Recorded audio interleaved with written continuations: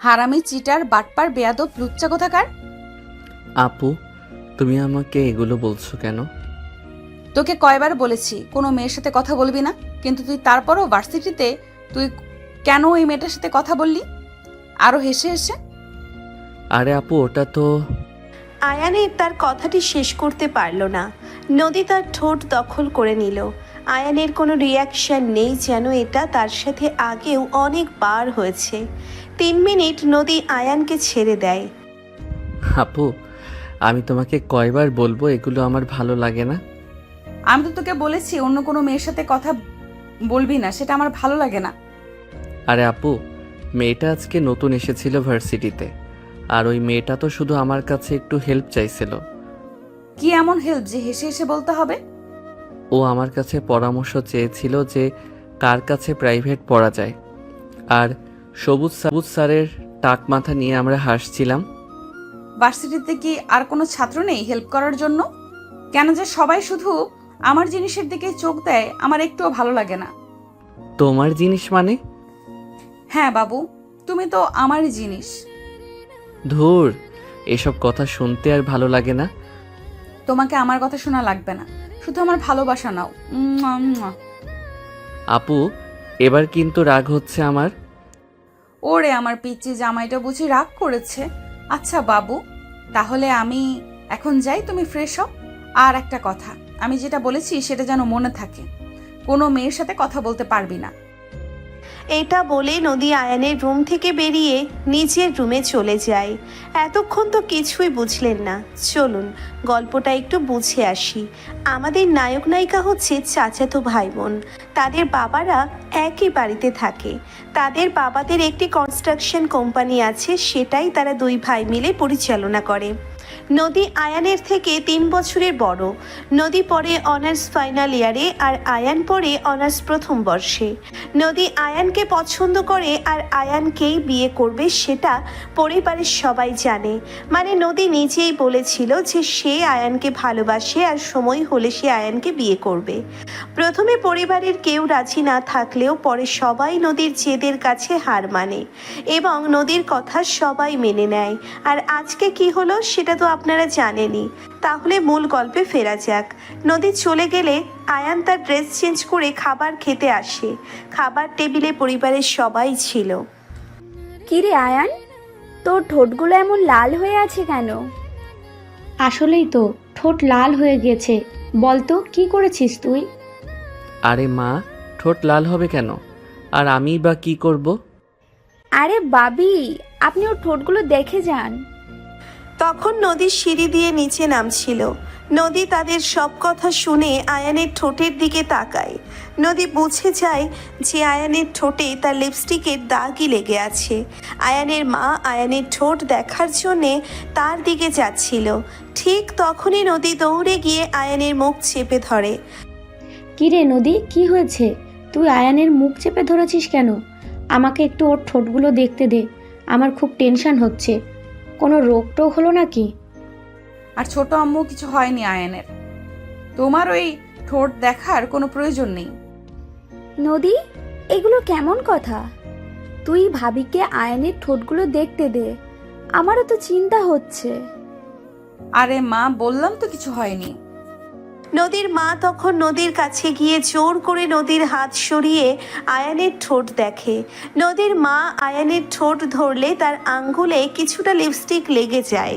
তখন নদীর মা ব্যাপারটা বুঝতে পারে, আর আয়ানের মাও এটা দেখে বুঝে ফেলে কি হয়েছে। তখন নদী বলে, আসলে আসলে হয়েছে, বুঝতে পেরেছি। আর বলতে হবে না, এখন খেতে বস। তখন নদী খেতে বসে। আর আয়ান, সে তো এতক্ষণে বুঝলো ব্যাপারটা। তখন দুজনেই লজ্জা পাচ্ছিল। তাদের মায়েরা মিটিমিটি হাসছিল। নদী কোনো রকমে একটু খেয়ে হাত ধুয়ে দৌড়ে মারে।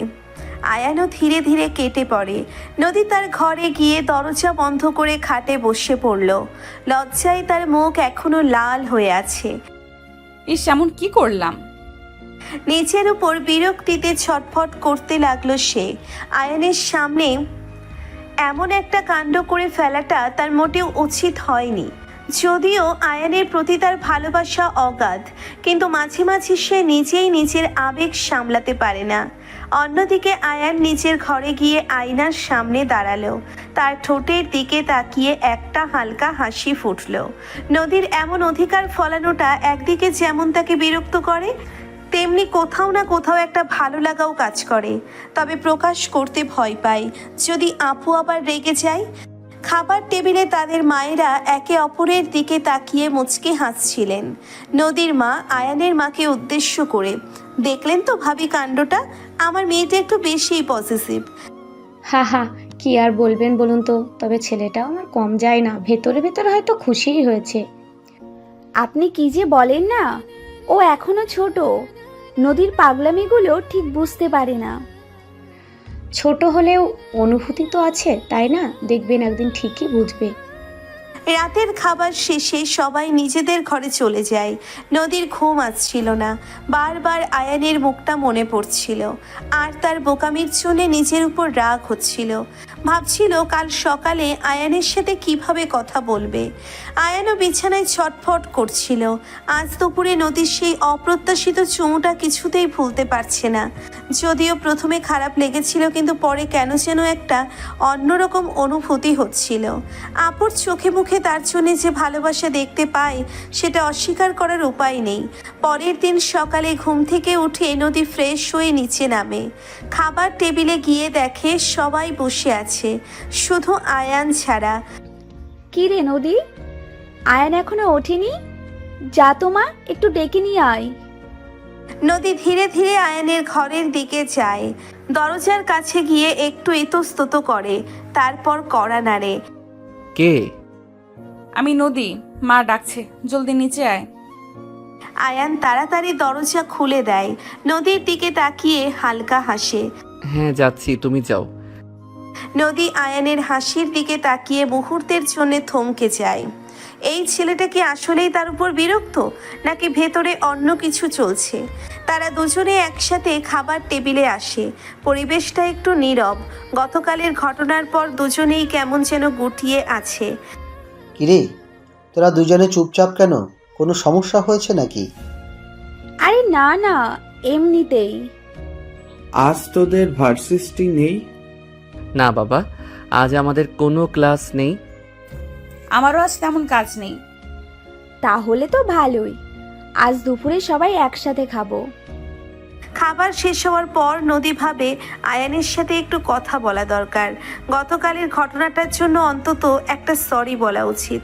সে আয়ানের ঘরের দিকে যায়। দরজা খোলা দেখতে পেয়ে ভেতরে ঢোকে। আয়ান তার ডেস্কের সামনে বসে ল্যাপটপে কিছু কাজ করছিল। নদীর পায়ের শব্দ শুনে মুখ তুলে তাকায়। আয়ান, তুমি মানে গতকালকের জন্য সরি। আমি ওভাবে তোমার মুখ চেপে ধরাটা ঠিক হয়নি। আয়ান ল্যাপটপ বন্ধ করে নদীর দিকে তাকায়। তার চোখে কোনো রাগ বা বিরক্তি দেখতে পেল না নদী। ইটস ওকে আপু, তুমি রাগ করেছিলে তাই হয়তো। কিন্তু আমার ওভাবে রিয়্যাক্ট করাটা ভুল ছিল। তুমি আমাকে ভালোবাসো, তাই না আপু? নদীর মুখটা লাল হয়ে যায়। এই প্রশ্নের জন্য সে একেবারেই প্রস্তুত ছিল না। হ্যাঁ, বাসি তো। তোকে তো আমি ছোটবেলা থেকেই।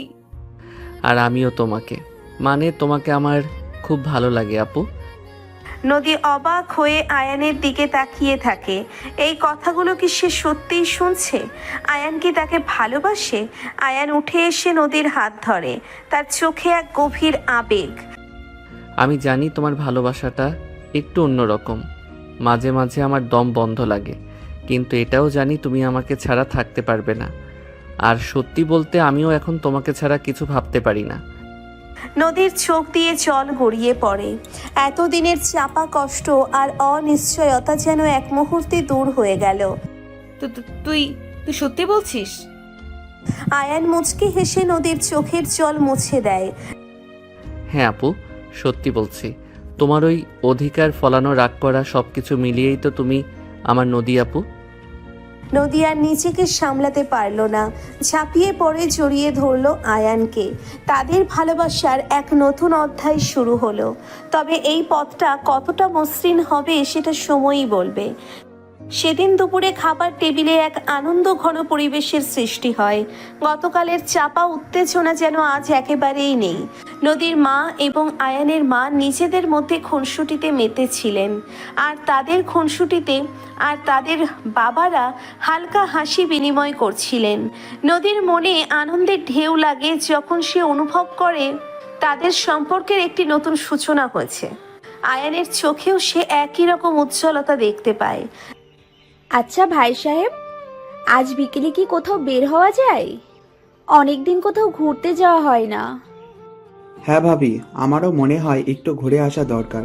কোথায় যাওয়া যায় বলুন তো? আমার মনে হয় নদীর ধারটা ভালোই হবে। খোলা জায়গা, শান্ত পরিবেশ, সূর্যাস্তের সময়টা তো আরও সুন্দর লাগে। একদম ঠিক বলেছিস, নদীর ধারেই যাওয়া যাক। কি রে আয়ান, নদী তোদের কোনো আপত্তি আছে? না বড় আম্মু, আমার কোনো আপত্তি নেই। নদীর যেখানে ভালো লাগে সেখানেই যাব। আমারও কোনো সমস্যা নেই, অনেকদিন নদীর ধারে যাইনি। তাহলে তো ফাইনাল, আজ সন্ধ্যায় আমরা সবাই মিলে নদীর ধারে ঘুরতে যাব। তোরা দুজনও তৈরি হয়ে নিস। নদী ও আয়ান একসাথে বলে ওঠে, অবশ্যই। দুপুরের খাবারের পর থেকেই নদীর মনে এক চাপা উত্তেজনা কাজ করতে থাকে। আয়ানের সাথে একসাথে ঘুরতে যাওয়ার ভাবনাতেই তার মন ভরে ওঠে। সে তার পোশাক ঠিক করতে শুরু করে। কোন শাড়িটা পরবে, কেমন করে সাজবে, এসব ভাবতে গিয়ে অনেকটা সময় পার করে দেয়। অন্যদিকে আয়ানের মধ্যেও এক অন্যরকম ভালো লাগা কাজ করছিল।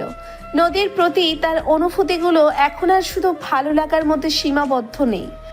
নদীর সেই অধিকার ফলানো তার তীব্র ভালোবাসা সবকিছুই যেন আয়ানের মনকে ধীরে ধীরে জয় করে নিচ্ছে। সন্ধ্যা ঘনিয়ে আসে, বাড়ির সবাই নদীর ধারে যাওয়ার জন্য প্রস্তুতি নিতে শুরু করে। নদীর পরনে হালকা গোলাপি রঙের একটি শাড়ি, খোলা চুলে কিছু ফুল গুজেছে।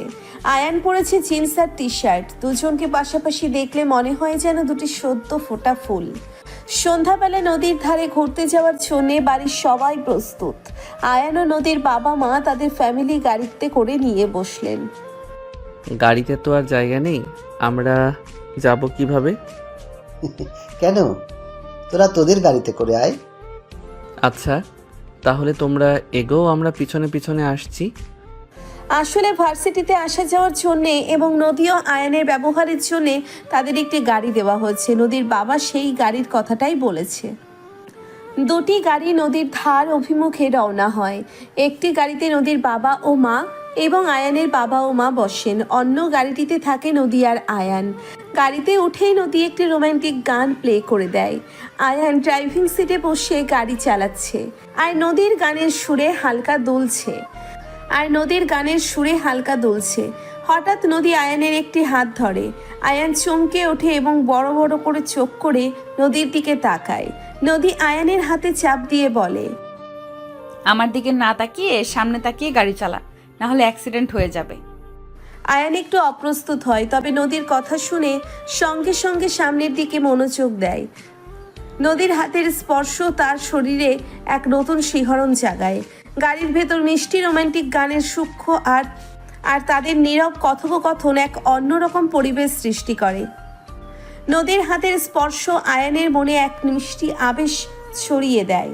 সে এক পলকের জন্যে হলেও অন্যরকম অনুভূতিতে ভেসে গিয়েছিল। নদীর কথা শুনে সঙ্গে সঙ্গে সে মনোযোগ দেয় ড্রাইভিংয়ে। তাদের গাড়ি এগিয়ে চলে নদীর পাড়ের দিকে। গাড়ির ভেতরে তখন কেবল মৃদু রোমান্টিক গানের সুর ভেসে আসছিল, আর দুজনের নীরবতা যেন এক নতুন ভাষা খুঁজে পেয়েছিল। কিছুক্ষণের মধ্যেই তারা নদীর ধারে এসে পৌঁছয়। আগের গাড়িতে আসা তাদের বাবা মায়ের ততক্ষণে গাড়ি থেকে নেমে আশেপাশে ঘুরে দেখছেন। আগের গাড়িতে আসা তাদের বাবা মায়েরা এতক্ষণ গাড়ি থেকে নেমে আশেপাশে ঘুরে দেখছেন। নদীর শান্ত ঢেউ আর অস্তগামী সূর্যের আলোয় চারিপাশ এক মনোরম দৃশ্যে পরিণত হয়েছে। আয়ান গাড়ি পার্ক করে ইঞ্জিন বন্ধ করে। নদী ততক্ষণে দরজা খুলে নেমে পড়েছে।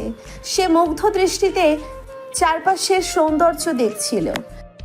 বাহ, জায়গাটা তো বেশ অসাধারণ সুন্দর। আয়ানও গাড়ি থেকে নেমে নদীর দিকে তাকায়। নদীর চোখে প্রকৃতির এই রূপ যেন আরো বেশি মায়াবী হয়ে উঠল। কিরে মা, ভালো লাগছে তো? জায়গাটা আমারও খুব প্রিয়। হ্যাঁ ছোট আম্মু, খুব ভালো লাগছে।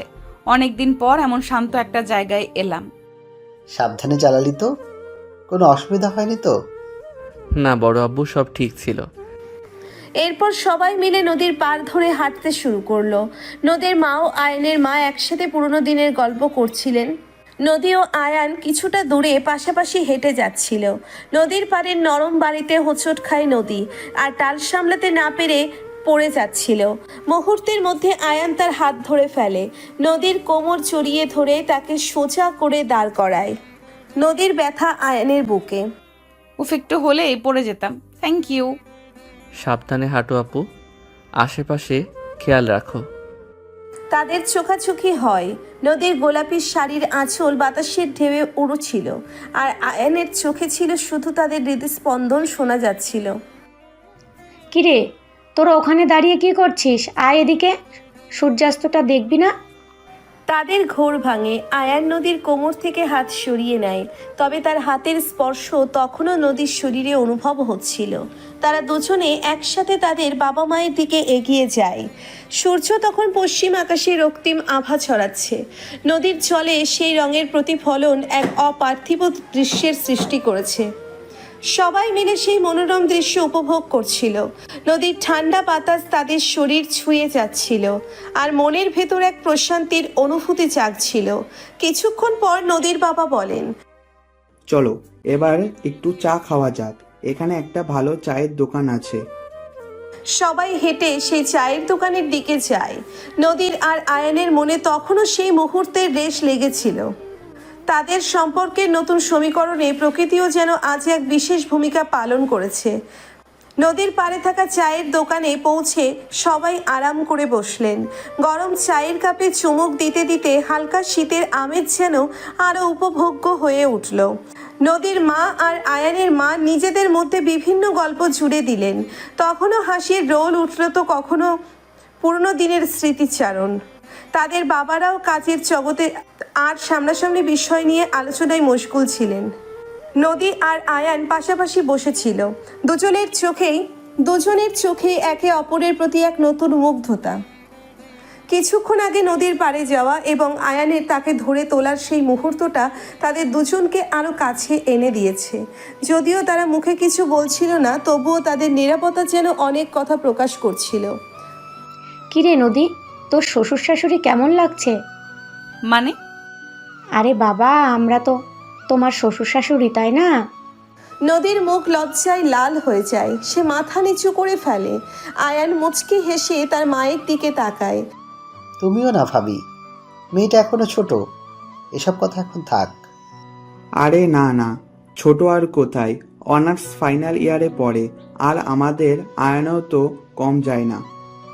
তাদের মধ্যে হালকা হাসি ঠাট্টা চলতে থাকে।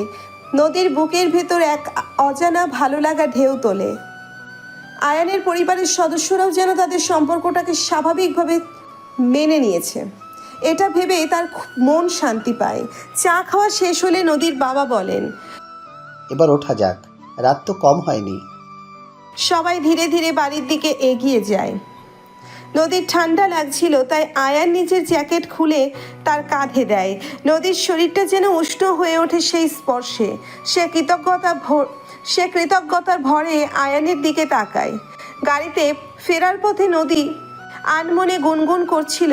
আয়ান এক পলক তার দিকে তাকিয়ে আবার মনোযোগ দেয় ড্রয়িং রুমে। তাদের গাড়িতে সেই আগের রোম্যান্টিক গানটি আবার বাজতে শুরু করলো। ফিরে সবাই ফ্রেশ হয়ে রাতের খাবারের জন্য বসে। খাবারের টেবিলে সেই হাসি খুশির রেশ বজায় থাকে। নদীর মা আয়ানের পছন্দের কিছু পদ রান্না করেছিলেন, আর আয়ানও নদীর প্রিয় মিষ্টি এনেছিল। খাওয়ার পর সবাই কিছুক্ষণ একসাথে বসে গল্প করে। নদীর ছোটবেলা দুষ্টুমি আর আয়ানের শান্ত স্বভাবের ভাব নিয়ে নানা মজার কথা উঠে আসে। নদীর বাবা মা আয়ানের প্রতি তাদের স্নেহ প্রকাশ করেন, আর আয়ানের বাবা মাও নদীকে তাদের মেয়ের মতোই দেখেন। নিজের ঘরে এসে নদীর বারান্দায় দাঁড়ায়। আকাশে অজস্র তারা মিটিমিটি করে জ্বলছে। তার মনে আজ এক অন্যরকম শান্তি। আয়ানের ভালোবাসা আর পরিবারের সমর্থন, এই দুটো জিনিস তার জীবনকে যেন নতুন আলোয় ভরিয়ে তুলেছে। পেছন থেকে কেউ এসে তার কাঁধে হাত রাখে। নদী চমকে ঘুরে দেখে আয়ান দাঁড়িয়ে আছে। কি দেখছো? একা দাঁড়িয়ে ঠান্ডা লাগবে তো। তারা দেখছি, আজ আকাশটা খুব পরিষ্কার। হ্যাঁ, তোমার মনটাও কি আজ আকাশের মতোই পরিষ্কার? নদী আয়ানের হাত ধরে তার বুকে মাথা রাখে। হ্যাঁ, খুব পরিষ্কার। আজ আমার মনে কোনো মেঘ নেই। আয়ান আলতো করে নদীর চুলে হাত বুলিয়ে দেয়। তাদের নীরব আলিঙ্গনে রাতের নিস্তব্ধতা ভেঙে শুধু ভালোবাসার উষ্ণতা অনুভব হয়। নদীর বারান্দায় তারা বিকেলে কিছুক্ষণ দাঁড়িয়ে থাকে। রাতের শান্ত বাতাস আর আকাশের তারারা যেন তাদের ভালোবাসার নীরব সাক্ষী। আয়ানের হাতের স্পর্শে নদীর সমস্ত ক্লান্তি দূর হয়ে যায়, আর নদীর সান্নিধ্যে আয়ান খুঁজে পায় এক গভীর আশ্রয়। চলো ভেতরে যাই, ঠান্ডা লাগছে হয়তো। চলো। তারা দুজনে একসাথে ঘরে ফেরে। বিছানায় গা এলিয়ে দিলেও ঘুম যেন আসতে চায় না। দুজনের মনেই সেই নদীর ধারের স্মৃতি আর পরিবারের উষ্ণ ব্যবহার ভিড় করে থাকে। পরের কয়েকটা দিন নদীর জীবন অন্যরকম ব্যস্ততা নিয়ে আসে। তার ফাইনাল ইয়ারের পরীক্ষা দরজায় কড়া নাড়ছে, তাই এখন তার দিনের বেশিরভাগ সময়ই কাটে বইয়ের পাতায় মুখ গুজে। আয়ান তার সাধ্যমতো নদীর পাশে থাকে, তার পড়ার টেবিলে প্রয়োজনীয় সবকিছু গুছিয়ে দেয়, মাঝে মধ্যে গরম কফি বানিয়ে এনে দেয়। রাতে যখন নদী ক্লান্ত হয়ে ঘুমিয়ে পড়ে, আয়ান তখনও জেগে থাকে। সে খেয়াল রাখে নদীর কোনো অসুবিধে হচ্ছে কিনা। করে নদীর কপালে চুমু খেয়ে নিজের দিনের কাজ শুরু করে। একদিন দুপুরে পড়ার ফাঁকে নদী বারান্দায় এসে দাঁড়ায়। ক্লান্তিতে তার চোখ ঘুমে ঢুলে আসছে। আয়ান এসে তার পাশে দাঁড়ায়। নদী আয়ানের কাঁধে মাথা রাখে। কি হলো আপু, শরীর খারাপ লাগছে? না রে, একটু টায়ার্ড লাগছে, আর পড়তে ভালো লাগছে না। একটু বিশ্রাম নাও, আমি তোমার জন্য শরবত বানিয়ে আনি। আয়ান দ্রুত রান্নাঘরে গিয়ে নদীর অন্য ঠান্ডা শরবত নিয়ে আসে। নদীর হাতে গ্লাস ধরিয়ে দিয়ে বলে, এটা খেয়ে একটু ফ্রেশ হও, তারপর আবার পড়তে বসো। থ্যাংক ইউ সোনা জামাই, তুমি না থাকলে আমার কি হতো। আরে বাবা, আমি তো সবসময় তোমার পাশেই আছি। পরীক্ষার কয়েকটা দিন এভাবেই কাটে। নদীর অক্লান্ত পরিশ্রম আর আয়ানের নিঃস্বার্থ সেবা তাদের ভালোবাসাকে আরো গভীর করে তোলে। তারা একে অপরের শান্তি হয়ে ওঠে। নদীর চোখে ভবিষ্যতের স্বপ্ন, আর সেই স্বপ্নে সবসময় জড়িয়ে থাকে আয়ানের মুখ। একদিন সকালে আয়ানের ঘুম ভাঙে এক মিষ্টি উষ্ণতায়। চোখ খুলে দেখে তার বুকের উপর মাথা রেখে শান্তভাবে ঘুমিয়ে আছে নদী। নদীর এলোমেলো চুল তার মুখের উপর এসে পড়ছে, আর তার নিঃশ্বাসের হালকা স্পর্শ আয়ানের ত্বকে অনুভূত হচ্ছে। এক অপার্থিব শান্তিতে ভরে ওঠে আয়ানের মন। আয়ান আলতো হাতে নদীর চুলের কয়েক লহর সরিয়ে দেয়। নদীর মায়াবী ঘুমন্ত মুখ তার হৃদয়ে এক গভীর ভালোবাসার জন্ম দেয়। কিন্তু পরক্ষণেই মনে পড়ে আজ তাদের দুজনেরই ভার্সিটিতে ক্লাস আছে। আয়ান সাবধানে নড়ে চড়ে নদীকে জাগানোর চেষ্টা করে। আপু, ও আপু, ওঠো, সকাল হয়ে গেছে। নদী প্রথমে একটু কুঁকড়ে যায়, তারপর চোখ খুলে দেখে আয়ানের দিকে তাকিয়ে মিষ্টি করে হাসে। কটা বাজে? ও হ্যাঁ, আসলে আম্মু তোমাকে ঘুম থেকে ডেকে দিতে বলেছিল। আমি এসে দেখি তুমি এমন সুন্দর করে ঘুমাচ্ছ, আর তোমাকে তখন না অনেক কিউট লাগছিল, তাই আমিও ঘুমিয়ে পড়লাম। কথা শেষ না হতেই নদী লজ্জায় রাঙা হয়ে যায়। মুহূর্তের জন্যে আয়ানের চোখের দিকে তাকিয়ে আলতো করে তার গালে একটি চুমু এঁকে দেয়। বাই। এই বলে নদী দ্রুত বিছানা ছেড়ে দৌড়ে দরজার দিকে ছুটে যায়। আয়ান হতভম্বের মতো বিছানায় বসে থাকে। তার আর নদীর সেই মিষ্টি হাসি তার মনে মনে নতুন দিনের সূচনা করে। নদীর ফাইনাল ইয়ারের পরীক্ষার দিনগুলো যেন এক দমবন্ধকর সময়ের মতো বয়ে চলে। পুরো বাড়ি নীরব হয়ে যায় যখন নদী তার রুমে দরজা বন্ধ করে ঘন্টার পর ঘন্টা বইয়ের পাতায় ডুবে থাকে। শুধু প্রয়োজন হলেই আয়ান নিঃশব্দে দরজার ফাঁক দিয়ে কফি বা হালকা স্ন্যাক্স রেখে আসে। নদীর কপালে চিন্তার ভাঁজ দেখে আয়ানের মন খারাপ হয়ে যায়, কিন্তু সে জানে এখন তাকে শুধু সমর্থন জুগিয়ে যেতে হবে। প্রথম পরীক্ষার দিন সকালে আয়ানের ঘুম ভাঙে নদীর তাড়াহুড়োয়। সে উদ্বিগ্ন হয়ে নদীর ঘরে ছুটে যায়। কি হয়েছে আপু, এত তাড়াহুড়ো করছো কেন? সব গুছিয়ে নিয়েছো তো? হ্যাঁ, প্রায় সব, শুধু অ্যাডমিট কার্ডটা যেন খুঁজে পাচ্ছি না। কোথায় রেখেছিলাম মনে পড়ছে না তো। আয়ান শান্তভাবে নদীর পড়ার টেবিল এবং আশেপাশে খুঁজতে শুরু করে। কিছুক্ষণ পর দেখে অ্যাডমিট কার্ডটা তার একটা পুরনো বইয়ের ভেতর রাখা। এই তো এখানে শান্ত হ অপু, সব কিছু ঠিক হয়ে যাবে। শরীর ঠিক আছে তো? নার্ভাস লাগছে? একটু তো লাগছেই, এতদিনের পরিশ্রমের ফল আজ নির্ধারিত হবে। তবে তুমি পাশে আছো তাই সাহস পাচ্ছি। তোমার এই শান্ত মুখটা দেখলে আমার সব চিন্তা দূর হয়ে যায়। আয়ান নদীর হাতে নিজের হাত রাখে। তাদের হাতের স্পর্শ যেন এক অদৃশ্য শক্তি, যা তাদের সব বাধা অতিক্রম করতে সাহায্য করে। নদীর যখন পরীক্ষার হলে যায়, আয়ান গেটের বাইরে অস্থিরভাবে পায়চারি করতে থাকে। রোদের তেজ বাড়ে কিন্তু তার খেয়াল থাকে না। তার চোখ বরাবর হলের গেটের দিকে যায়। কখন তার আপু বেরিয়ে স্থির হয়ে যায়। প্রতিটি মুহূর্তে তার কাছে নদীর সাকসেসের প্রার্থনায় কাটে। পরীক্ষা শেষ হলে যখন ক্লান্ত নদী হল থেকে বের হয়, আয়ান এক দৌড়ে তার কাছে যায়। নদীর মুখের দিকে তাকিয়ে সে বুঝতে পারে পরীক্ষা খুব একটা খারাপ হয়নি। কেমন হলো পরীক্ষা? সব উত্তর দিতে পেরেছো? কোনো অসুবিধা হয়নি তো? হ্যাঁ, ভালোই হয়েছে। প্রথমের দিকে একটু ভয় লাগছিল, কিন্তু পরে সব মনে পড়ে যায়। কয়েকটা প্রশ্ন একটু কঠিন ছিল, তবে আশা করি উতরে যাব। এরপরের কয়েকটা দিন একই রুটিনে কাটে। সকালের আলো ফোটার আগেই নদীর ঘুম ভাঙে বইয়ের পাতায়। আর রাতের নিস্তব্ধতায় আয়ান জেগে থাকে তার ক্লান্ত মুখের দিকে তাকিয়ে।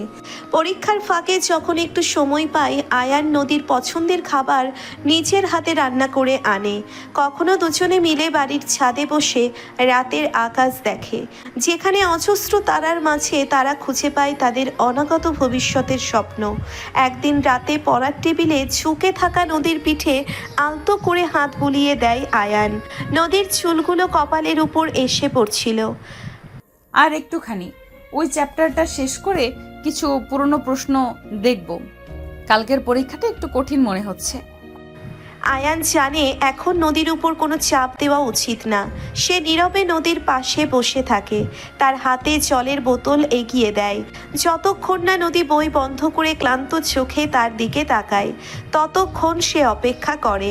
নদীর সেই ক্লান্ত মুখের দিকে তাকিয়ে আয়ানের মনে এক গভীর মায়া জন্মায়। পরীক্ষার শেষ দিন আসে। নদীর চোখে মুখে এক মিশ্র অনুভূতি। একদিকে এতদিনের পরিশ্রমের শেষ হওয়ার আনন্দ, অন্যদিকে ভবিষ্যতের রেজাল্ট নিয়ে চাপা উত্তেজনা। আয়ান তাকে জড়িয়ে ধরে কপালে চুমু খায়। শেষ পরীক্ষা দিয়ে যখন নদী বের হয়, তার চোখে মুখে ক্লান্তির ছাপ স্পষ্ট, তবে সেই ক্লান্তির মধ্যেও এক ধরনের তৃপ্তি ঝিলিক দিচ্ছে। আয়ান ছুটে এসে তাকে জড়িয়ে ধরে গভীর ভালোবাসায়। নদী আয়ানের বুকে মুখ লুকায়। শেষ? ফাইনালি শেষ? কেমন হলো? আমার মনে হয় তুমি ফাটিয়ে দিয়েছো। হ্যাঁ, শেষ। মনে হচ্ছে বুকের ওপর থেকে একটা বিশাল পাথর নেমে গেল। পরীক্ষা কেমন হলো সেটা রেজাল্ট বের হলেই জানতে পারবো। তবে আমার মনে হয় আমি আমার সেরাটা দিয়েছি। এখন শুধু অপেক্ষা করার পালা। আয়ান নদীর কপালে একটা লম্বা গভীর চুমু দেয়। তাদের দুজনের মনেই এখন এক নতুন দিগন্তের অপেক্ষা। পরীক্ষার এই কঠিন সময়টা তারা একসাথে পার করেছে, একে অপরের হাত ধরে। আর এই অভিজ্ঞতা তাদের ভালোবাসার ভিতকে আরো মজবুত করেছে, যা ভবিষ্যতের যে কোনো ঝড় মোকাবিলা করতে তাদের সাহায্য করবে। নদীর ফাইনাল ইয়ারের রেজাল্ট বেরোনোর দিন সকাল থেকেই বাড়ির আবহে এক চাপা উত্তেজনা বিরাজ করছে। নদীর মা জায়ানামাজে বসে আল্লাহর কাছে ফরিয়াদ করছেন, তার মেয়ের এত দিনের পরিশ্রম যেন বিফলে না যায়। আয়ানের বাবা গম্ভীর মুখে পত্রিকা ধরে বসে থাকলেও তার চোখ স্থির নয়। কিছুক্ষণ পরপরই দরজার দিকে তাকাচ্ছেন। আয়ান চেষ্টা করছে শান্ত থাকতে, কিন্তু তার পায়ের সামান্য নড়াচড়াই বুঝিয়ে দিচ্ছে ভেতরে কতটা অস্থিরতা কাজ করছে। অন্যদিকে নদী নিজের ঘরে জানালার পাশে চুপচাপ বসে বাইরের দিকে তাকিয়ে, তার চোখে এক শান্ত অথচ গভীর অপেক্ষা। এই তো ওয়েবসাইটে রেজাল্ট দেখা যাচ্ছে। রোল নাম্বারটা দাও তো মা, তাড়াতাড়ি। নদীর হাত সামান্য কাঁপে যখন সে তার রোল নম্বরটি একটি চিরকুটে লিখে বাবার হাতে দেয়। নিঃশ্বাস রুদ্ধ করা নীরবতা নেমে আসে ড্রয়িং রুমে। সবাই স্থির দৃষ্টিতে তাকিয়ে থাকে বাবার হাতের মোবাইলের স্ক্রিনের দিকে। কয়েকটি মুহূর্ত যেন অনন্তকাল মনে হয়। তারপর নদীর বাবার কণ্ঠে ভেসে আসে আনন্দধ্বনি। আলহামদুলিল্লাহ, এ তো ফার্স্ট ক্লাস। অনেক অনেক মোবারক হোমা। খুশির জোয়ারে মুহূর্তেই বাড়ির গম্ভীর পরিবেশ ভেঙে যায়। নদীর মা হাউমাউ করে কেঁদে ওঠেন, তবে তা আনন্দের অশ্রু। তিনি ছুটে গিয়ে নদীকে জড়িয়ে ধরেন, বারবার তার কপালে চুমু খান। আয়ানের চোখে মুখে এক বাঁধ ভাঙা হাসি উপচে পড়ে। সে দ্রুত পায়ে এগিয়ে এসে নদীকে শক্ত করে জড়িয়ে ধরে, যেন তার বিশ্বাসই হচ্ছিল না এত দিনের স্বপ্ন সত্যি হয়েছে। আমি জানতাম আপু, আমি জানতাম তুমি পারবে। আমার সব সময় তোমার উপর অগাধ ভরসা ছিল। এটা তোমার সাপোর্ট ছাড়া কখনোই সম্ভব হতো না আয়ান। তুমি প্রতিটা মুহূর্তে আমার পাশে ছিলে, সাহস জুগিয়েছো। তাদের আবেগ ঘন আলিঙ্গন দেখে বাবা মায়ের একে অপরের দিকে তাকিয়ে হাসেন।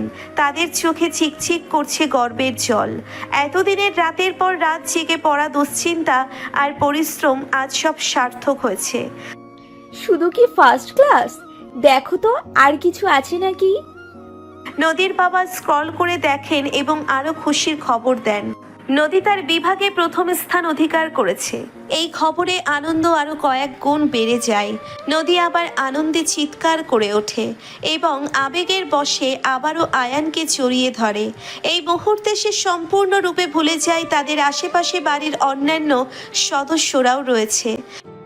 আপু, একটু খেয়াল করো, এখানে সবাই দেখছে তো। নদীর ঘোর কাটে। আয়ানের বাহু ডোরে আবদ্ধ হয়ে সে অপ্রস্তুতভাবে আশেপাশে তাকায় এবং আবিষ্কার করে তাদের বাবা মা সহ অন্যান্য আত্মীয় স্বজন মুচকি হেসে তাদের দিকে তাকিয়ে আছেন। লজ্জায় তার মুখ কান পর্যন্ত লাল হয়ে যায়। ও আল্লাহ, আমি একদম খেয়াল করিনি। আসলে খুশিতে কি করব বুঝতে পারছিলাম না তো। আর কোনো কথা না বলে নদী দ্রুত পায়ে দৌড়ে সিঁড়ি দিয়ে উপরে নিজের ঘরের দিকে পালিয়ে যায়। আয়ানও অপ্রস্তুত হয়ে কান লাল করে একটু হাসে এবং মাথা নিচু করে দাঁড়িয়ে থাকে। কিরে বাবা আয়ান, এত লজ্জা পাচ্ছিস কেন? এটা তো স্বাভাবিক, ভালোবাসার প্রকাশ এমনিই হয়। একদম ঠিক বলেছিস। ওদের এই খাঁটি আনন্দ আর ভালোবাসার প্রকাশ দেখে আমার মনটা ভরে গেল। বোঝাই যাচ্ছে দুজনের হৃদয়ের টান কতটা গভীর। তাদের বাবা মায়েরা একে অপরের দিকে তাকিয়ে স্নেহপূর্ণ হাসি বিনিময় করেন। তাদের ছেলে মেয়ের এই সরল আবেগপূর্ণ ভালোবাসা তাদের দীর্ঘদিনের লালিত স্বপ্ন পূরণের ইঙ্গিত দেয়। নদীর সাফল্যের রেশ কাটতে না কাটতেই বাড়িতে শুরু হয় নতুন এক আলোচনার ঝড়, একটা ফ্যামিলি ট্যুর। নদীর বাবা মা আর আয়ানের বাবা মা দুজনেই মনে করছিলেন পরীক্ষার ধকল আর রেজাল্টের টেনশন কাটিয়ে ওঠার জন্য একটা ছোট্ট ছুটি দরকার। আর এই খুশির আবহে সবাই একসাথে কোথাও ঘুরে এলে মনটাও আরও ফুরফুরে হবে। ভাবছি এবার শীতের ছুটিতে কোথায় যাওয়া যায়। অনেকদিন কোথাও একসাথে ঘুরতে যাওয়া হয়নি। হ্যাঁ ভাবি, আমারও তাই মনে হয়। বাচ্চাদেরও একটু চেঞ্জ দরকার। নদী তো এত খেটে পরীক্ষা দিল, ওরও একটু বিশ্রাম প্রয়োজন। আর আয়ানও তো সবসময় বাড়ির কাজে সাহায্য করে। আমার মনে হয় সিলেট আর সাজেক ভ্যালি কেমন হয়। পাহাড় আর মেঘের খেলা দেখলে সবার মন ভরে যাবে। আইডিয়াটা দারুণ। সিলেটের প্রাকৃতিক সৌন্দর্য আর সাজেকের মেঘ তো অসাধারণ। আর এখন তো শীতকাল, আবহাওয়াও বেশ মনোরম থাকবে। ওয়াও, সিলেট, সাজেক, আমার তো এখনই যেতে ইচ্ছে করছে। হ্যাঁ বাবা, আমারও খুব ভালো লাগবে। অনেকদিন পাহাড় দেখা হয়নি। এরপর শুরু হয় পরিকল্পনা।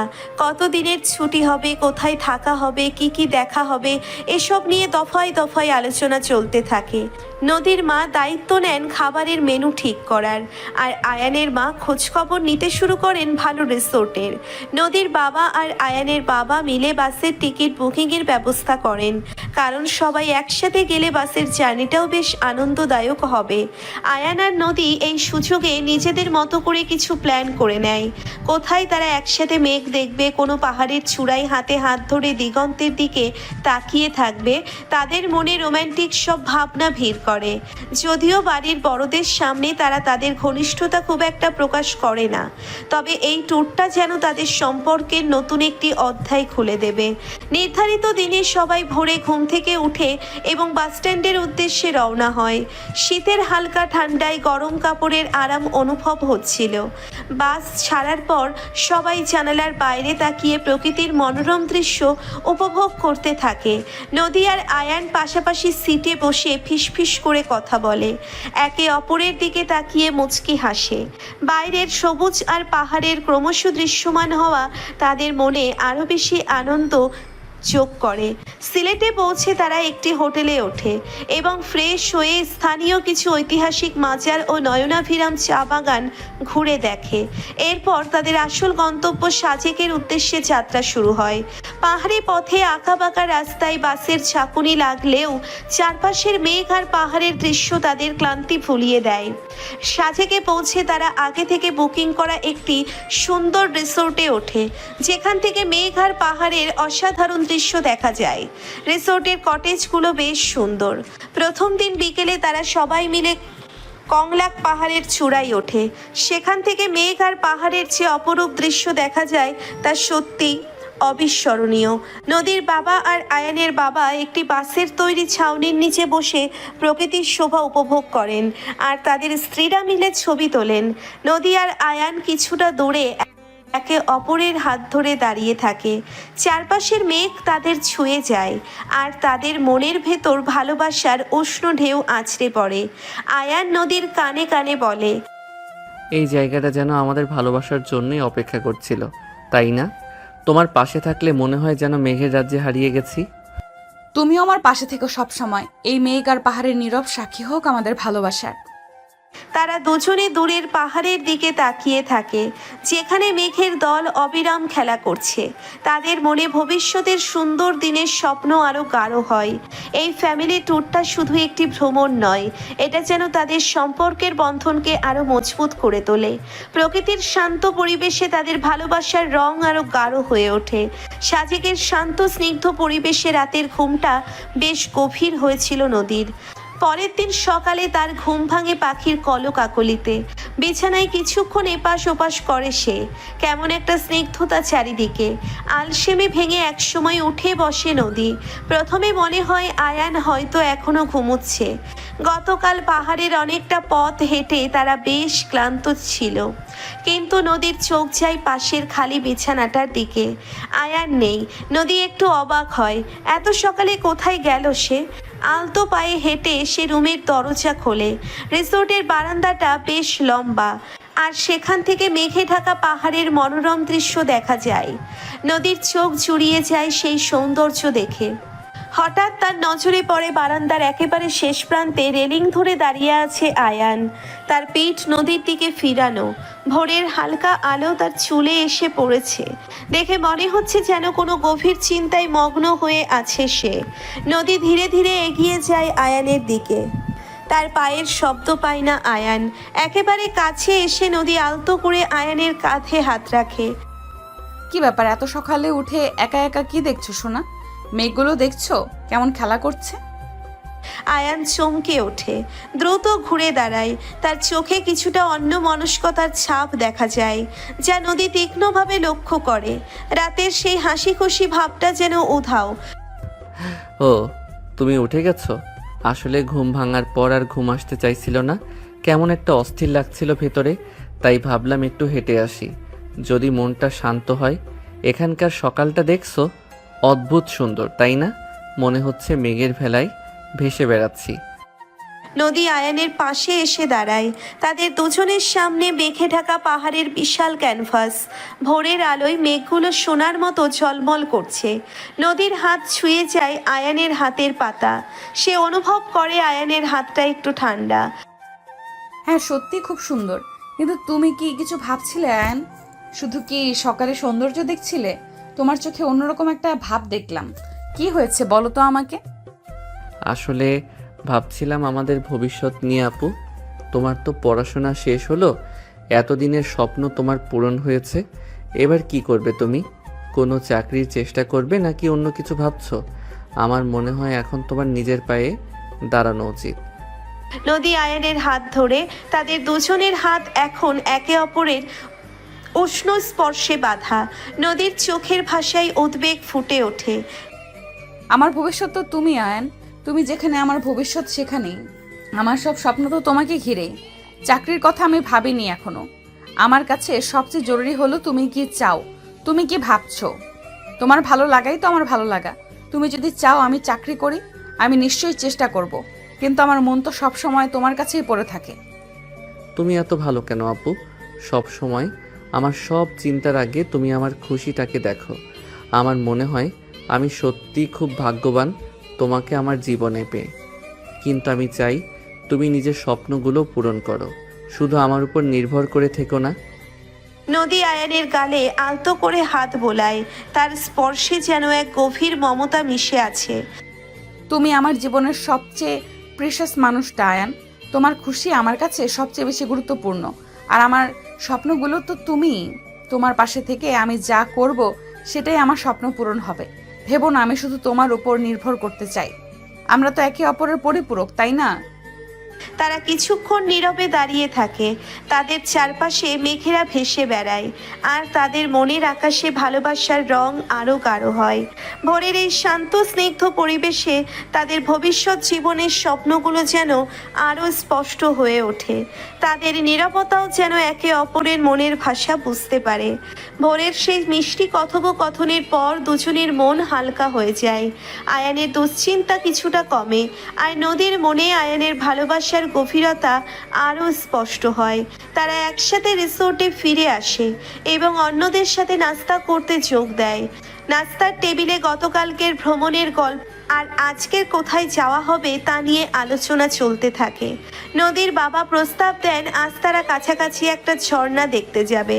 পাহাড়ের আঁকাবাঁকা পথ পেরিয়ে ঝর্ণার শীতল জল স্পর্শ করার অভিজ্ঞতা নাকি অসাধারণ। সবাই এই প্রস্তাবে রাজি হয়। নাস্তা শেষ করে সবাই গাড়িতে ওঠে। পাহাড়ের মনোরম দৃশ্য দেখতে দেখতে তারা এগিয়ে চলে ঝর্ণার দিকে। গাড়িতে হালকা গান বাজছে, আর সবাই নিজেদের মতো গল্পে মশগুল। নদী আর আয়ান পেছনের সিটে বসে একে অপরের দিকে তাকিয়ে মুচকি হাসে।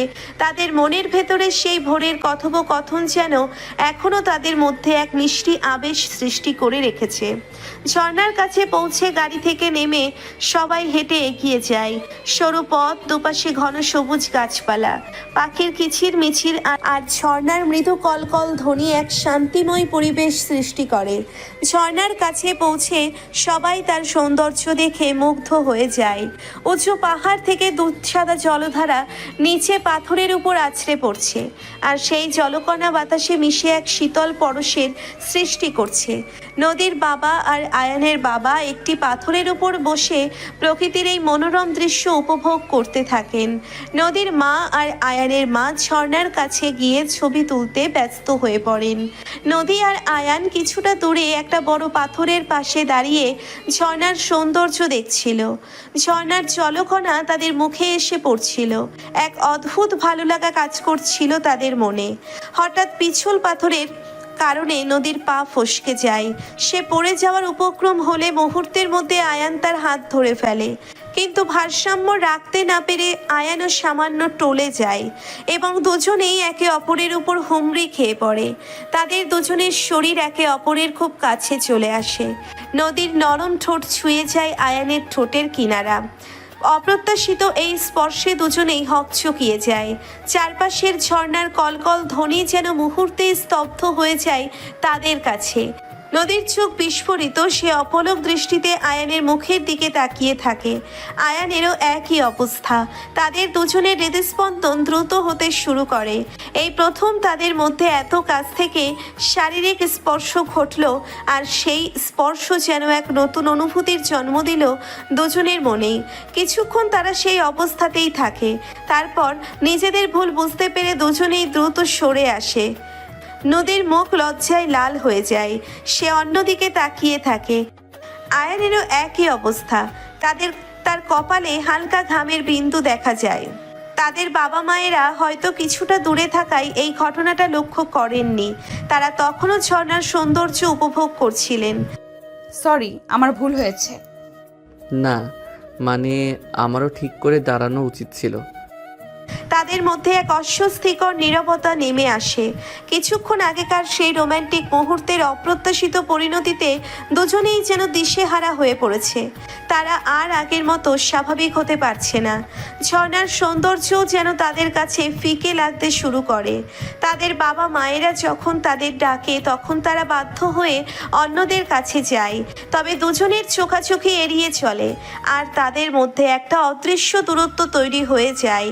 সেই ভুলবশত সৃষ্টি হওয়া রোম্যান্টিক পরিস্থিতি তাদের মনের শান্তিতে যেন একটি ছোটোখাটো ঢেউ তুলে দিয়ে যায়। ঝর্ণার সেই অপ্রত্যাশিত ঘটনার পর নদীর মনটা খারাপ হয়ে যায়। সারাক্ষণ তার সেই মুহূর্তের কথা মনে পড়ে। এক অদ্ভুত লজ্জা আর অন্যরকম এক অনুভূতি তাকে ঘিরে রাখে। আয়ানের সাথে চোখাচোখি হলেই সে অপ্রস্তুত হয়ে অন্যদিকে তাকিয়ে থাকে। সাজেকে তাদের আরও একদিন থাকার কথা থাকলেও নদীর মনমরা ভাব দেখে তার বাবা মা ঠিক করেন তারা কাল সকালেই ফিরে যাবেন। আয়ানের বাবা মাও তাদের সিদ্ধান্তে সায় দেন। পরের দিন সকালে রিসোর্ট থেকে চেক আউট করে সবাই বাসের জন্য রওনা হয়। বাসের জার্নিটা বেশ নীরব কাটে। নদীর পাশে সিটে বসে আয়ান বারবার তার দিকে আর চোখে তাকায়। নদীর মলিন মুখটা দেখে তারও খারাপ লাগে। সেই ঝর্ণার ঘটনার জন্য সে নিজেকে কোথাও না কোথাও দায়ী মনে করে। বাস যখন ধীরে ধীরে শহরের দিকে এগিয়ে যাচ্ছে নদীর আনমনা ভাব কাটে না। জানালা দিয়ে বাইরের দৃশ্য দেখছে বটে, কিন্তু তার মন পড়ে আছে সেই ঝর্ণার ধারে, সেই মুহূর্তের অপ্রত্যাশিত স্পর্শে। আপু, তোমার কি শরীর খারাপ লাগছে? মুখটা এমন দেখাচ্ছে কেন? না, তেমন কিছু না, একটু ক্লান্ত লাগছে হয়তো। সেই ঝর্ণার কাছে যা হলো, তুমি কি ওটা নিয়ে ভাবছো? তুমি কি? আমারও কেমন যেন লাগছিল। আসলে ওটা হঠাৎ করে হয়ে গেল। আমাদের দুজনেরই কোনো দোষ ছিল না, পিচ্ছিল ছিল জায়গাটা। তুমি মন খারাপ করো না তো প্লিজ। জানি তো ওটা অ্যাক্সিডেন্ট ছিল, কিন্তু কেমন একটা অদ্ভুত লাগছিল, তাই না? আগে তো কখনো এমন হয়নি। হ্যাঁ, অদ্ভুত তো বটেই, কিন্তু দেখো আপু, আমাদের ভালোবাসাটা তো পবিত্র। একটা অ্যাক্সিডেন্টের জন্য সেটা তো আর পাল্টে যাবে না, তাই না? তুমি আমার উপর বিশ্বাস রাখো। আয়ানের উষ্ণ হাতের স্পর্শ নদীর মনে সাহস যোগায়। সে আয়ানের দিকে তাকিয়ে হালকা হাসে। আমি জানি আয়ান, আমার তোমার উপর পুরো বিশ্বাস আছে। আসলে হঠাৎ করে এমন হওয়ায় একটু অন্যরকম লাগছিল। বোঝো তো, আমারও কেমন যেন লাগছিল। মনে হচ্ছিল যেন আমি কোনো ভুল করে ফেলেছি। নদী আয়ানের হাতটা আরো শক্ত করে ধরে। তুমি কোনো কিছু ভুল করনি, ওটা একটা অপ্রত্যাশিত মুহূর্ত ছিল। আর সত্যি বলতে আমারও খারাপ লাগেনি। নদীর এই স্বীকারোক্তিতে আয়ানের মুখে হাসি ফোটে। সে নদীর হাতটা নিজের ঠোঁটে ছুঁয়ে দেয়। সত্যি বলছো?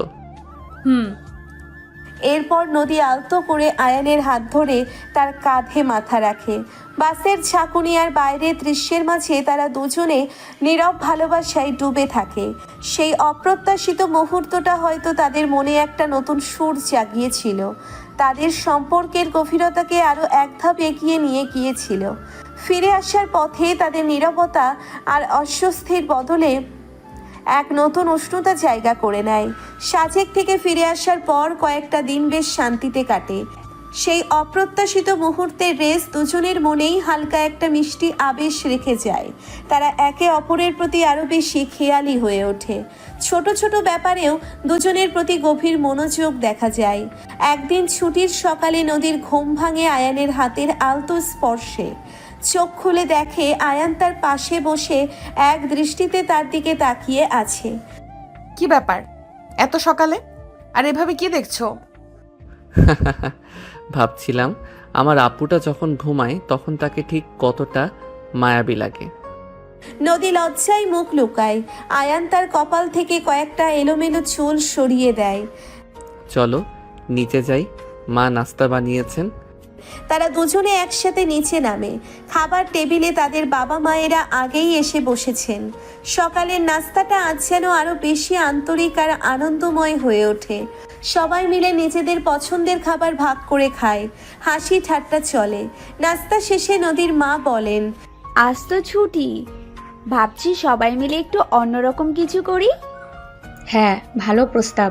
কি করা যায় বলো তো? আমার মনে হয় আজ আমরা সবাই মিলে পুরনো দিনের কিছু ছবি দেখি। নদীর আর আয়ানের ছোটবেলাকার অনেক মজার ছবি আছে।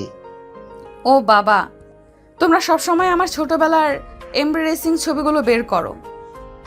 আরে আপু, ওগুলো তো খুব মিষ্টি ছবি, চলো না দেখি। সবাই মিলে নদীর আর আয়ানের ছোটবেলার অ্যালবামের পাতা উল্টাতে শুরু করে।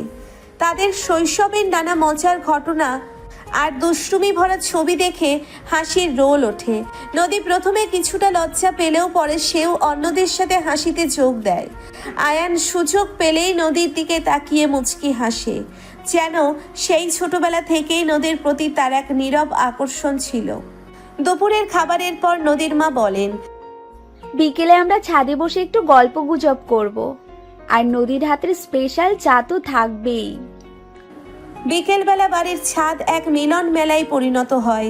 শীতল বাতাসে নদীর হাতের সুগন্ধি চা আর সাথে হালকা স্ন্যাক্স যেন মুহূর্তটাকে আরো উপভোগ্য করে তোলে।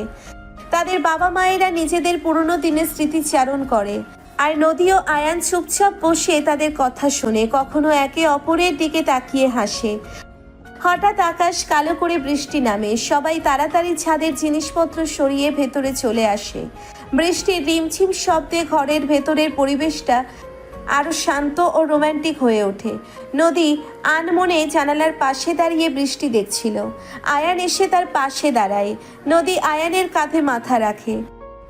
বৃষ্টিটা দেখছো কেমন শান্ত আর স্নিগ্ধ? আমার খুব ভালো লাগছে আজ। মনে হচ্ছে যেন সব টেনশন দূর হয়ে গেছে। আয়ান নদীর হাত ধরে তাদের নীরব আলিঙ্গনে বাইরের বৃষ্টির শব্দ আর ভেতরের ভালোবাসার উষ্ণতা একাকার হয়ে যায়।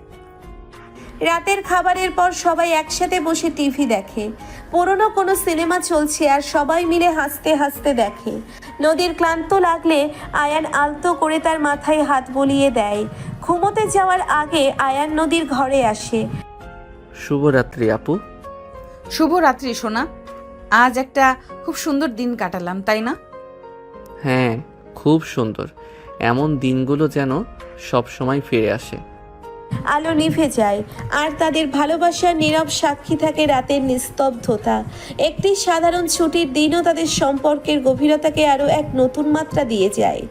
ছুটির সেই সুন্দর দিনটির কয়েকদিন পর সন্ধ্যায় আয়ান ল্যাপটপে নিজের ভার্সিটির নোটিশ বোর্ড দেখছিল। হঠাৎ তার চোখ আটকে যায় একটি নোটিশের দিকে। তাদের ফার্স্ট ইয়ারের ফাইনাল পরীক্ষার রুটিন প্রকাশিত হয়েছে। পরীক্ষার তারিখ এগিয়ে এসেছে, বেশ দ্রুতই। আপু দেখো তো, আমাদের ফাইনাল পরীক্ষার ডেট দিয়েছে, আর বেশি দিন নেই হাতে। ও সত্যি? কবে থেকে শুরু? আয়ান খানিকটা স্ক্রল করে দেখে, জানায় আগামী মাসের প্রথম সপ্তাহ থেকেই পরীক্ষা শুরু। পরীক্ষার ডেট দেখে আয়ান কিছুক্ষণ চিন্তিত হয়ে পড়ে। তারপর তার মনে পড়ে তার নানার বাড়ির কথা।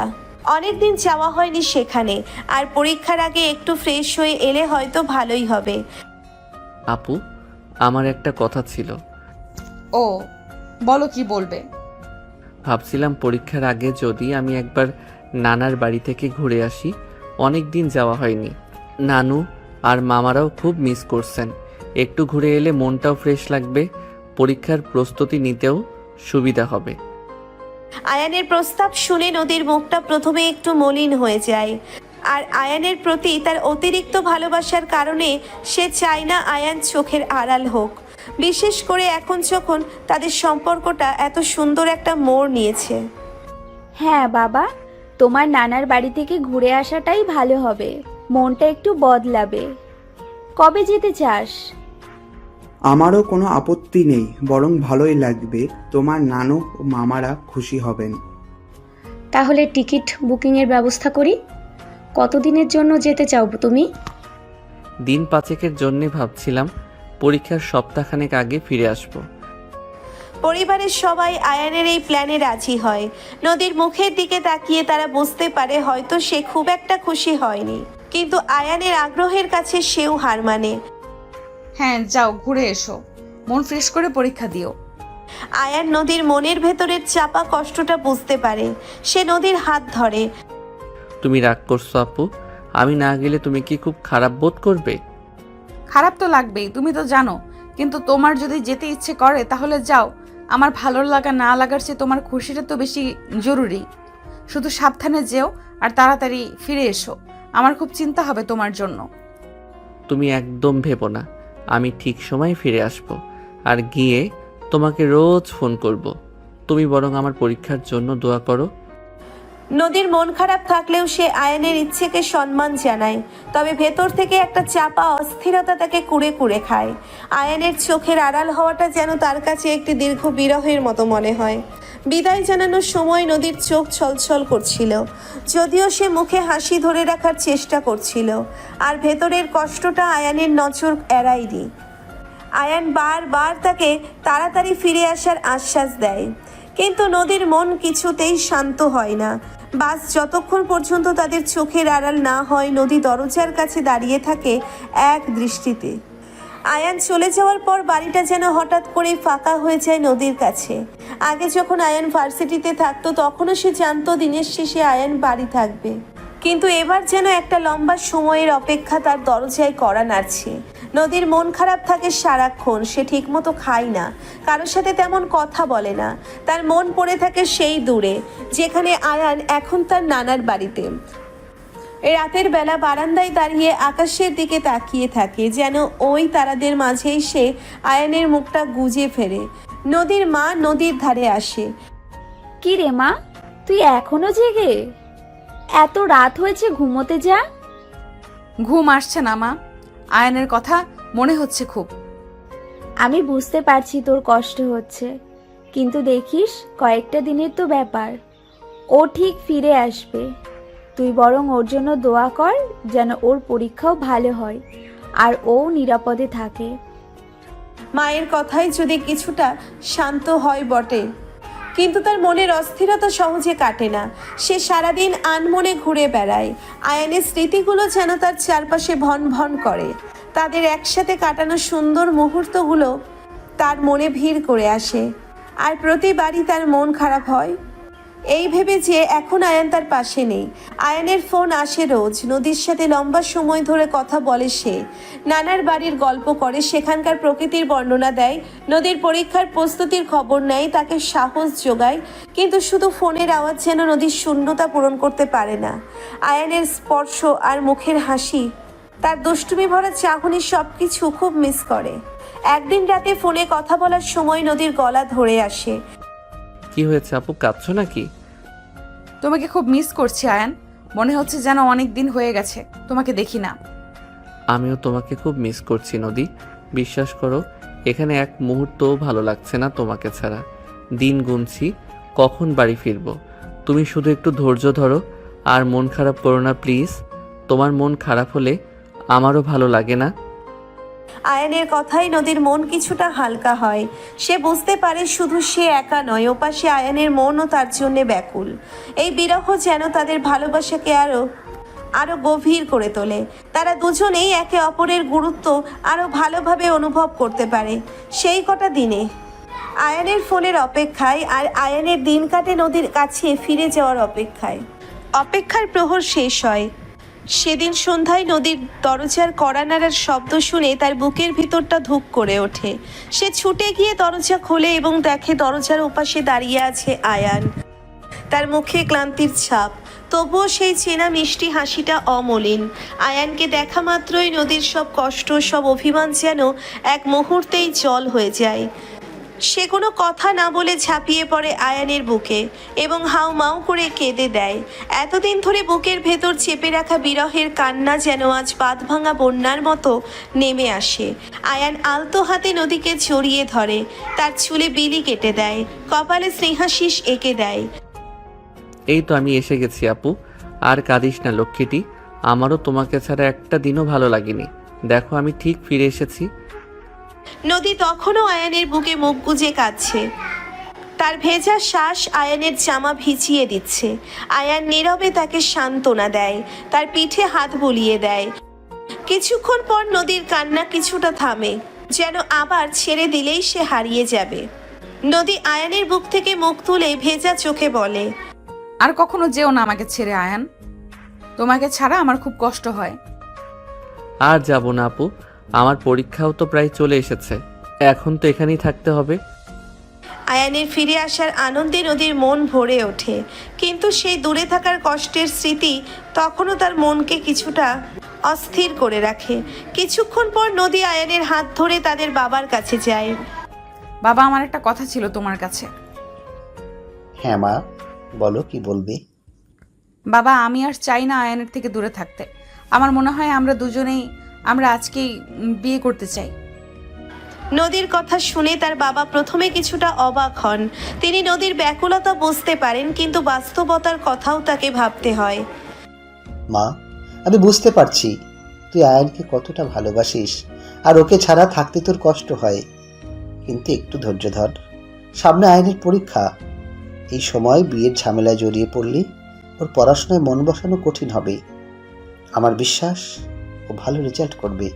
ওর পরীক্ষা শেষ হলেই আমরা অবশ্যই তোদের বিয়ের ব্যবস্থা করব। তখন তোরা সারা জীবন একসাথে থাকতে পারবি। একটু অপেক্ষা কর মা। কিন্তু বাবা, প্লিজ মা, আমার কথাটা শোন। আয়ানের ভবিষ্যতের কথাটাও তো ভাবতে হবে। ও পরীক্ষা দিক, তারপর আমরা ধুমধাম করে তোদের বিয়ে দেব, কেমন? বাবার যুক্তিতে নদীর মন কিছুটা শান্ত হয়। সে বুঝতে পারে বাবার কথাগুলো ঠিক। আয়ানের ভবিষ্যতের কথা ভেবে তাকে এখন ধৈর্য ধরতে হবে। সে আয়ানের দিকে তাকায়। আয়ানও তার চোখে মুখে সান্ত্বনার সৃষ্টি দেয়। ঠিক আছে বাবা, আমি অপেক্ষা করব, কিন্তু তুমি মন দিয়ে পরীক্ষা দিও, কেমন? অবশ্যই আপু, তুমি ভেবো না। পরীক্ষা শেষ হলে আমাদের সব অপেক্ষা শেষ হবে। আয়ানও তার চোখে মুখে সান্ত্বনার দৃষ্টি দেয়। সেই সন্ধ্যায় আয়ানের ফিরে আসার আনন্দ আর ভবিষ্যতের সুন্দর দিনের স্বপ্নে নদীর মন আবার ভরে ওঠে। বিরহের কালো মেঘ সরে গিয়ে ভালোবাসার আলো আবার তাদের জীবনে ফিরে আসে। বাবার কথায় রাজি হয়ে নদী মন খারাপ করা থেকে নিজেকে সরিয়ে আনে এবং পুরো দমে আয়ানের পরীক্ষার প্রস্তুতিতে মনোযোগ দেয়। এতদিন দূরে থাকার যে শূন্যতা তাদের মধ্যে সৃষ্টি হয়েছিল, তা তারা একে অপরের সান্নিধ্যে এসে ভরাট করে তোলে। আয়ান পরীক্ষার রুটিন ধরে পড়াশোনায় ডুবে যায়, আর নদী তার পাশে থেকে সব রকম সাহায্য করে। সে আয়ানের জন্য প্রয়োজনীয় বইপত্র গুছিয়ে নিচ্ছে, পড়ার সময় চা কফি বানিয়ে আনে এবং ক্লান্ত হয়ে গেলে তাকে বিশ্রাম নেওয়ার জন্য জোর করে। তাদের পড়ার ঘরটি যেন এক ভালোবাসার নীড়ে পরিণত হয়। একদিন আয়ানের মনোযোগ ভরা মুখে, অন্যদিকে নদীর কেয়ারিং স্পর্শ।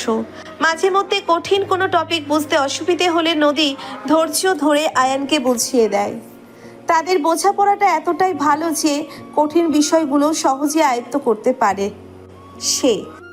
তবে সবসময় যে শুধু পড়াশোনা নিয়েই তাদের সময় কাটে তা নয়। পাড়ার ফাঁকে ফাঁকে সৃষ্টি হয় কিছু মিষ্টি রোমান্টিক মুহূর্ত। হয়তো আয়ান কোনো জটিল সমীকরণ সমাধান করতে গিয়ে ফ্রাস্ট্রেটেড হয়ে পড়েছে, তখন নদী আলতো করে তার হাত ধরে আয়ানের চোখে চোখ রেখে মৃদু হেসে বলে, তুমি পারবে, আমার বিশ্বাস আছে। নদীর সেই শান্ত অথচ দৃঢ় বিশ্বাস আয়ানের মনে নতুন করে উদ্যম যোগায়। আবার কখনো গভীর রাতে পড়তে পড়তে আয়ানের ঘুম এসে যায়। নদী তখন তার মাথার নিচে একটা বালিশ গুছিয়ে দেয়, পরম যত্নে তার কপাল থেকে চুল সরিয়ে দেয়। ঘুমন্ত আয়ানের মুখের দিকে তাকিয়ে নদীর ঠোঁটের কোণে এক স্নিগ্ধ হাসি ফুটে ওঠে। এই মানুষটাই তো তার জীবনের সব, তার ভালোবাসার আশ্রয়।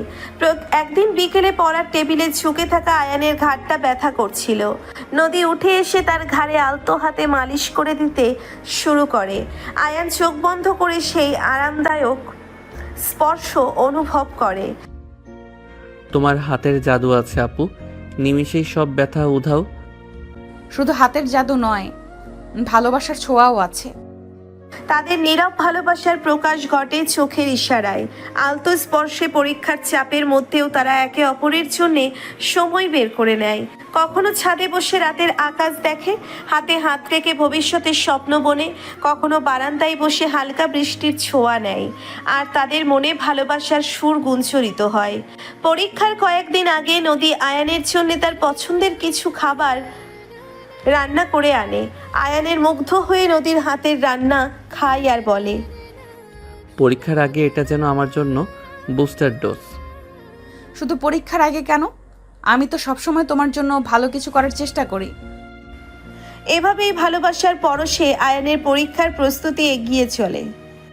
নদীর নিঃস্বার্থ সহযোগিতা আর গভীর ভালোবাসা আয়ানের মনে সাহস ও আত্মবিশ্বাস যোগায়। তারা দুজনেই জানে এই কঠিন সময়টা তারা একসাথে পার করছে এবং দীর্ঘ অপেক্ষার পর অবশেষে সেই দিনটি আসে। আজ আয়ানের ফাইনাল পরীক্ষা শেষ। সকাল থেকেই নদীর মনটা উড়ু উড়ু করছিল। পরীক্ষার হল থেকে আয়ানের হাসি মুখ দেখার জন্য সে অধীর আগ্রহে অপেক্ষা করছিল। পরীক্ষা শেষে যখন আয়ান ক্লান্ত অথচ তৃপ্তির হাসি নিয়ে বেরিয়ে আসে, নদী ছুটে গিয়ে তাকে জড়িয়ে ধরে। শেষ, ফাইনালি তোমার পরীক্ষা শেষ হলো, কেমন হয়েছে? হ্যাঁ আপু, শেষ। মনে হচ্ছে একটা বিশাল বোঝা নেমে গেল। পরীক্ষা ভালো হয়েছে আশা করি। তোমার দোয়া ছিল তো সাথে। বাড়ি ফিরে আয়ান ফ্রেশ হয়। রাতের খাবারের জন্য সবাই যখন একসাথে টেবিলে বসে তখন এক অন্যরকম খুশির আমেজ বিরাজ করছিল। নদীর মা নিজের হাতে আয়ানের পছন্দের খাবার শুরু হওয়ার কিছুক্ষণ পর আয়ানের বাবা গম্ভীর গলায় বলে, আয়ান, নদী, তোমাদের একটা সুখবর দেওয়ার আছে। আয়ান ও নদী একে অপরের দিকে তাকায়। তাদের বুকের ভিতরটা ধুকধুক করতে থাকে। তোমাদের দুজনের কথা আমরা অনেক দিন ধরেই ভাবছি, আর এখন যখন আয়ানের পরীক্ষাও শেষ তখন আর দেরি করার কোনো মানে হয় না। হ্যাঁ বাবা, আমরা সিদ্ধান্ত নিয়েছি আর মাত্র 4 দিন পর তোমাদের শুভ পরিণয় হবে। বাবার কথা শুনে আয়ান ও নদীর চোখ বিস্ময়ে ভরে ওঠে। 4 দিন? এত তাড়াতাড়ি? নদীর মুখ লজ্জায় রাঙা হয়ে যায় আর আয়ানের চোখে আনন্দের ঝিলিক দেখা যায়।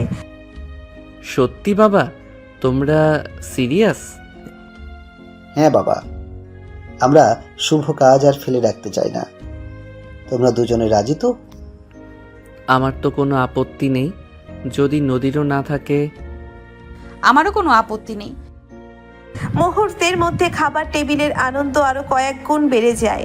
নদীর মা খুশিতে আপ্লুত হয়ে বলেন, তাহলে কাল থেকেই বিয়ের প্রস্তুতি শুরু করে দেওয়া যাক। আয়ান ও নদী একে অপরের দিকে তাকিয়ে হাসে। এতদিনের অপেক্ষা, এতদিনের ভালোবাসা অবশেষে তার সুন্দর পরিণতি পেতে চলেছে। নদীর আর আয়ানের বিয়ের খবরে বাড়ি জুড়ে উৎসবের আমেজ শুরু হয়ে যায়, যেন এক লহমায় সব অপেক্ষার অবসান হতে চলেছে। নদীর মা ও আয়ানের মা কোমর বেঁধে নেমে পড়েন বিয়ের আয়োজনে। আত্মীয় স্বজন, বন্ধু বান্ধবদের আনাগোনা শুরু হয়ে যায় বাড়িতে। চারিদিকে ব্যস্ততা আর খুশির গুঞ্জন। তাদের বাড়ি ঝলমলে আলোয় সেজে ওঠে। গেটের সামনে তৈরি হয় সুন্দর তোরণ। রঙিন কাপড়ের পতাকায় ছেয়ে যায় চারপাশ। ভেতরে সানাইয়ের সুর ভেসে আসে, যা আমাদের বার্তাবহ নদীর বান্ধবীরা এসে তার হাত ভরে মেহেন্দি লাগিয়ে দেয়। তাদের হাসিতে আর গানে বাড়ির পরিবেশ আরো প্রাণবন্ত হয়ে ওঠে। আয়ানের বন্ধুরাও এসে তাকে হলুদ মাখিয়ে দেয়। তাদের দুষ্টুমিতে আর ঠাট্টায় আনন্দের ফোয়ারা ছোটে। গায়ে হলুদের অনুষ্ঠানে তার পরনে থাকে হলুদ রঙের শাড়ি, ফুলের গয়না। আয়ানের গায়েও হলুদ রঙের পাঞ্জাবি। দুজনের মুখেই খুশির আড্ডা, চোখে একে অপরের জন্য গভীর ভালোবাসা। তাদের বাবা মায়েরা হাসি মুখে অতিথিদের আপ্যায়ন করেন। দিন সকালে নদীর বাড়ির উঠানে তৈরি হয় সুন্দর বিয়ের মঞ্চ। রঙিন ফুল আর আলোয় ঝলমল করছে চারিপাশ। নদীর পরনে আজ লাল বেনারসি, সোনার গয়নায় সেজে উঠেছে অপরূপা। তার চোখের স্বপ্ন, হৃদয়ে অপেক্ষা। আয়ান আসে বরবেশে, শেরওয়ানি আর পাগড়িতে তাকে দেখাচ্ছে রাজকুমারের মতো। কাজের সামনে কবুল বলার সেই মাহেন্দ্রক্ষণ যখন আসে তখন নদীর বুক ধুকপুক করে। আয়ানের কণ্ঠে যখন সেই পবিত্র শব্দ উচ্চারিত হবে তখন নদীর চোখ পানিতে ভরে উঠবে। এতদিনের ভালোবাসা, এতদিনের অপেক্ষা আজ তার পূর্ণতা পায়। বিয়ের সকল আনুষ্ঠানিকতা শেষে যখন চারপাশ শান্ত হয়ে আসে তখন আয়ান ধীরে ধীরে বাসর ঘরে প্রবেশ করে। ঘরটির সুগন্ধি ফুলে আর মৃদু আলোয় এক মায়াবী পরিবেশ পূর্ণ। নদীর দিকে চোখ পড়তেই তার হৃদস্পন্দন দ্রুত বেড়ে যায়। লাল বেনারসিতে ঘোমটা দেওয়া নদীর মুখ এক অপার্থিব সৌন্দর্যে ভরা। আয়ান সন্তর্পণে এগিয়ে যায় নদীর দিকে। খাটের পাশে বসে আলতো হাতে তার ঘোমটা সরিয়ে দেয়। নদীর লজ্জাবনত মুখ চোখের পলকে যেন হাজার কথা বলছে। আয়ানের স্পর্শে নদীর সারা শরীরে এক মৃদু শিহরণ অনুভব হয়। তুমি কি ক্লান্ত? আজ অনেক ধকল গেছে। একটুও না, আমার তো মনে হচ্ছে যেন স্বপ্ন দেখছি। এত সুন্দর সবকিছু, আর তুমি? আয়ান নদীর হাত ধরে নিজের হাতের মধ্যে নেয়। তাদের হাতের স্পর্শে ভালোবাসার উষ্ণতা অনুভূত হয়। আমারও মনে হচ্ছে সব স্বপ্ন সত্যি হয়ে গেল। তোমাকে আমার পাশে এভাবে দেখে বিশ্বাস হচ্ছে না। নদী চোখ তুলে তাকায় আয়ানের দিকে। তাদের চোখের ভাষায় বিনিময় হয় না বলা অনেক কথা। সে সাহস করে আয়ানের চোখের দিকে তাকায়। তাদের দৃষ্টি এক গভীর আলিঙ্গনে আবদ্ধ হয়। তুমি জানো, প্রথম যেদিন তোমাকে দেখেছিলাম সেদিনই মনে হয়েছিল তুমি আমার জীবনের অংশ হবে। আর আমার মনে হয়েছিল তোমার ওই শান্ত চোখের দিকে তাকিয়ে যেন আমি আমার আশ্রয় খুঁজে পেয়েছি। তারা দুজনে কিছুক্ষণ নীরবে বসে থাকে। তাদের হাতের বন্ধন আরো দৃঢ় হয়। ঘরের নিস্তব্ধতা ভেঙে শুধু তাদের হৃদস্পন্দনের মৃদু আওয়াজ শোনা যায়। বাইরের রাতের আধার যেন তাদের ভেতরের ভালোবাসার আলোয় আলোকিত হয়ে ওঠে। আয়ান ধীরে ধীরে নদীর আরো কাছে আসে। তাদের নিঃশ্বাস একে অপরের স্পর্শ অনুভব করে। নদীর গোলাপি ঠোঁট ছুঁয়ে যায় আয়ানের ঠোঁটে। সেই প্রথম স্পর্শে ভালোবাসার গভীরতা। আপু, সাবধান হয়ে যাও। আজকে রাতে তোমার উপর রোমান্টিক ঝড় বয়ে যাবে। এইরকম ঝড় আমি সবসময়ই চাই, কিন্তু আরেকবার যদি আপু বলো সেদিনই দেখবে কি হয়। আর আয়ান নদীকে তার কথাটি শেষ করতে দিল না। নদীর ঠোঁটজোড়া দখল করে নিল। এভাবেই চলে, তারপর শুরু করে, না দর্শক, আমি আর বলতে পারবো না, আমার লজ্জা লাগছে। আর যাদের শুনতে ইচ্ছে করছে তারা একটা করে বিয়ে করে ফেলুন। তাদের দীর্ঘদিনের প্রেম আজ পূর্ণতা পায় এক নতুন সম্পর্কের বাঁধনে। সিনিয়র বড় আপু অবশেষে তার রোমান্টিক স্বামীর পাশে খুঁজে পায় জীবনে আসল সুখ আর ভালোবাসা। আর এই ভালোবাসার পরিণতিতে গল্পের পর্দা নামে এক মিষ্টি হ্যাপি এন্ডিংয়ের সাথে নদীর দীর্ঘদিনের লালিত স্বপ্ন অবশেষে সত্যি হয়। তার একটু জেদি অধিকার ফলানো ভালোবাসা আয়ানের শান্ত কেয়ারিং হৃদয়ে খুঁজে পায় তার কাঙ্ক্ষিত আশ্রয়। তাদের চাচাতো ভাই বোনের সম্পর্কের শুরুতে যে দ্বিধা আর সংকোচ ছিল, সময়ের সাথে সাথে তা গভীর ভালোবাসায় রূপান্তরিত হয়। এই গল্প আমাদের শেখায় ভালোবাসা কোনো নির্দিষ্ট গণ্ডিতে বাঁধা থাকে না। বয়সের পার্থক্য বা সম্পর্কের শুরুতে অন্য কোনো সমীকরণ থাকলেও যদি দুটি হৃদয় সত্যি ভালোবাসে তবে সব বাধা অতিক্রম করা সম্ভব। নদীর তীব্র ভালোবাসার যেমন আয়ানকে ধীরে ধীরে আপন করে নিয়েছে, তেমনি আয়ানের নীরব অথচ গভীর কেয়ারিং নদীর জীবনে এনেছে শান্তি ও নির্ভরতা। তাদের সম্পর্কের উত্থান পতন, মান অভিমান, এমনকি সেই অপ্রত্যাশিত রোমান্টিক মুহূর্তগুলোও তাদের ভালোবাসাকে আরো মজবুত করেছে। পরিশেষে পরিবারের সমর্থন এবং তাদের নিজেদের অটুট বিশ্বাস তাদের ভালোবাসাকে সুন্দর পরিণতির দিকে নিয়ে যায়। বাসটাতে সেই স্বপ্নের পরিবেশে তাদের নতুন জীবন শুরু হয়, যেখানে থাকে শুধু একে অপরের প্রতি গভীর ভালোবাসা আর সারা জীবন একসাথে পথ চলার অঙ্গীকার। এই গল্পটি একটি মিষ্টি প্রেমের উপাখ্যান, যা আমাদের মনে করিয়ে দেয় সত্যিকারের ভালোবাসা সবসময় সুন্দর পরিণতি লাভ করে। শুধু প্রয়োজন একটু ধৈর্য, বিশ্বাস আর একে অপরের প্রতি আনকন্ডিশনাল ভালোবাসা। নদীর সিনিয়র বড় আপুর পরিচয় মুছে গিয়ে অবশেষে সে হয়ে উঠল তার ভালোবাসার রোমান্টিক বউ, আর তাদের এই বন্ধন চিরকাল অটুট থাকে।